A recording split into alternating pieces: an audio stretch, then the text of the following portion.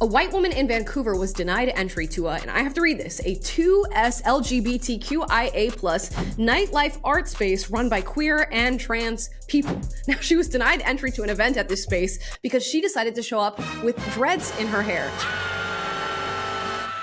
Now, she was generous enough to film this altercation, and we're gonna react to the video today. It gets worse and worse as time goes on. Let's talk about it. Yeah, you better. Yeah, you better.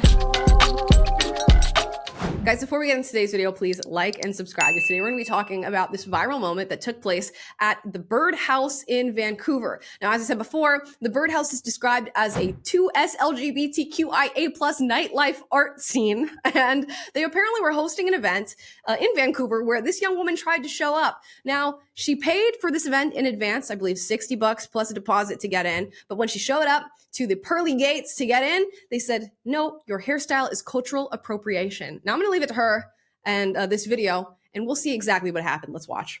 Hi everybody, I'm at the Bastard Barbecue right now. All my friends are in there. But I guess supposedly since I have wool in my hair, I'm not allowed in. And there's a big voucher thing that they want me to read inside, and they want to give me, they want to refund my money and not let me in, and I just paid $60 and drove all the way from Nuet.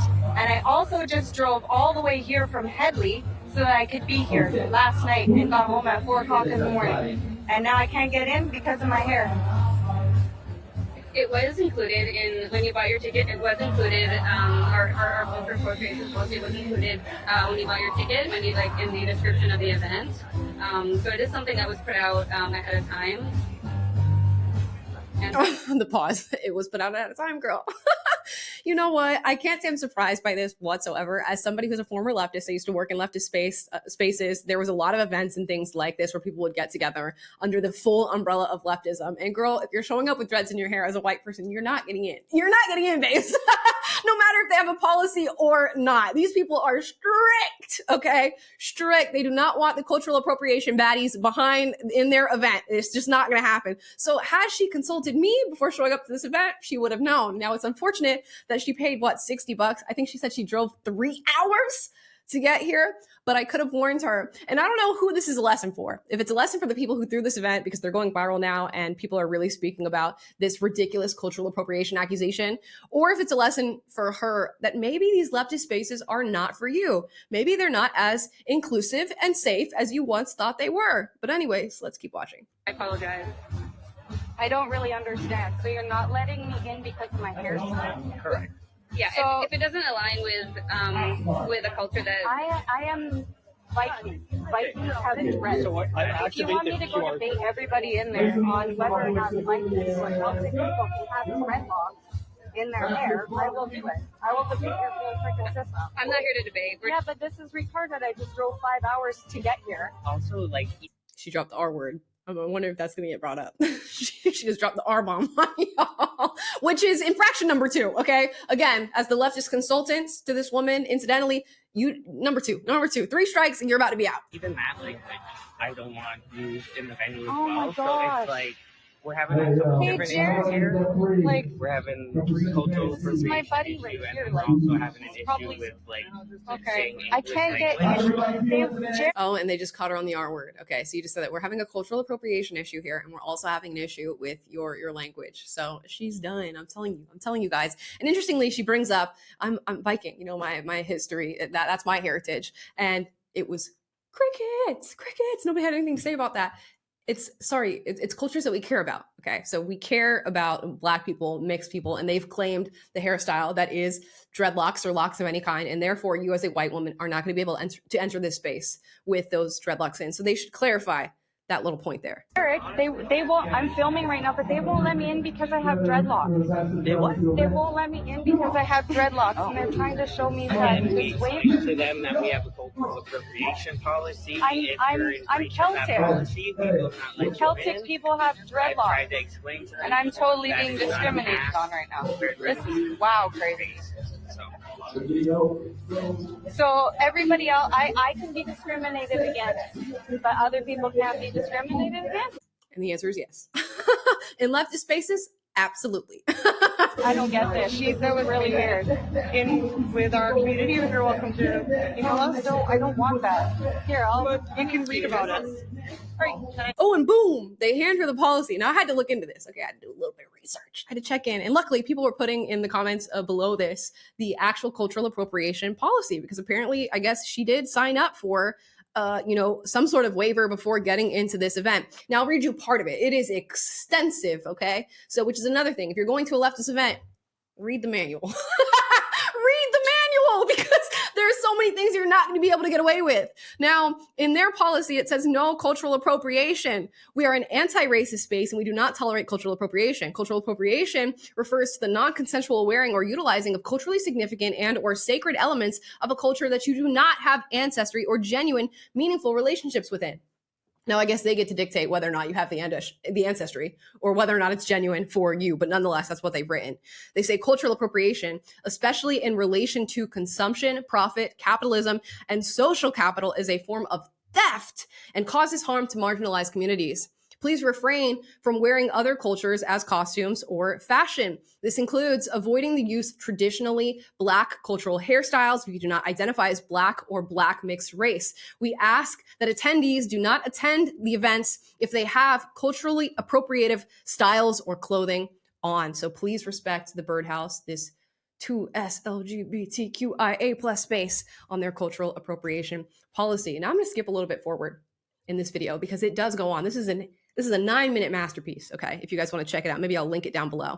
But we're going to skip to where she continues to go back and forth with these people, which is an exercise in futility. I'll let you know now. Right out of the gate, I could have told her, baby girl, I think it's time to get your money and go home, because these people are not going to budge. It's quite literally their occupation to not budge, okay? But we're going to keep watching. And she says, may I speak to the manager?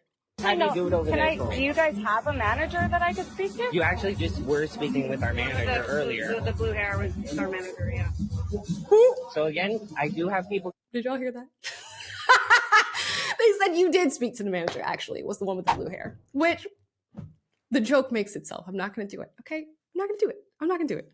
It's cheap. Coming on both sides. I don't understand, because I braided my hair and it does not look like dreadlocks.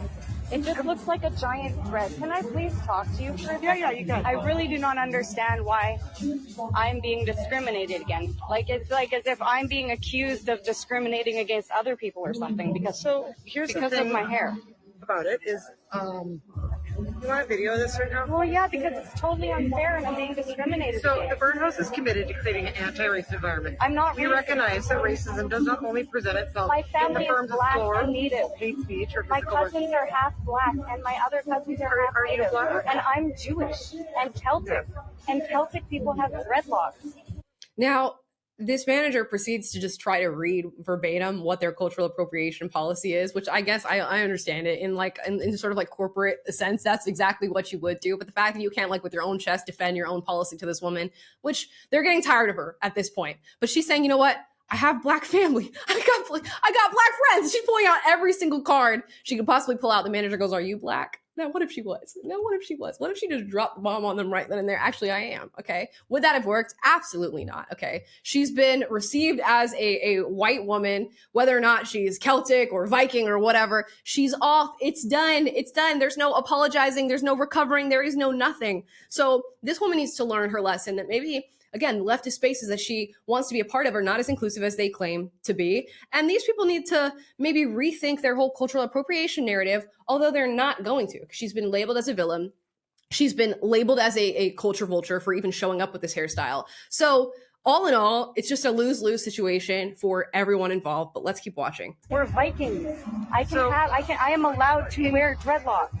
I shouldn't have to fight for this. Other This was cultures made have. a lot. This is just going to look so Consolidated. bad. I have so many friends and I'm going to show it everywhere. I think you should cut me some slack and just let me in and I'll delete this video. So this was made very carefully with the Black community in our space. And I just want you to look at this and think about it. And I think about if probably that's have something at least like 5 people, friends in there that are Black right now. So I actually have to go run an event, but there's an email on there if you want to engage with us further, okay?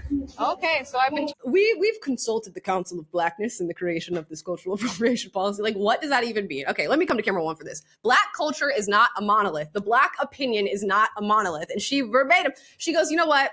we straight up consulted the Black community on this. What that means, I do not know. Do they get into a room of Black people and like ask their Black friends whether or not they want to allow people with these certain hairstyles to come to their events? I guess that's what they mean. And if this woman can say, I literally have Black friends in the event right now. They're literally behind the gate and they know my hairstyle. They hang out with me and they approve of it. So clearly you didn't consult the entire Black community. And that's just going to go over everybody's head because the policy is the policy. And leftism has to be, I guess, I don't know, has to be practiced in totality. That's what I've been telling y'all. You have to toe the whole line of the ideology.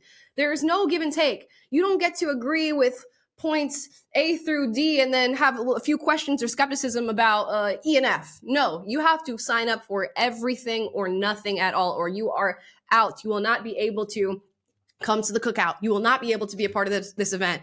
And here she is learning that. Now, how she didn't know this sooner, I don't know. I don't know how she would have existed this long in left-leaning spaces with this hairstyle and with this sort of attitude and with the using of the R word without having a little bit of friction beforehand. It's a lesson learned late, if you ask me. We're going to watch just a little bit more and then we'll close out. To email after I just fucking drove here.